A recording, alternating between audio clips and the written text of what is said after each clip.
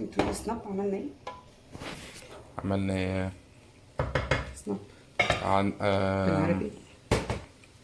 احنا حطينا كل الحاجة مع بعض اكيد، ومع الصوص الفيسك السمك اللي لسه شفناه دوت فيش صوص، ومع الصويا صوص كمان،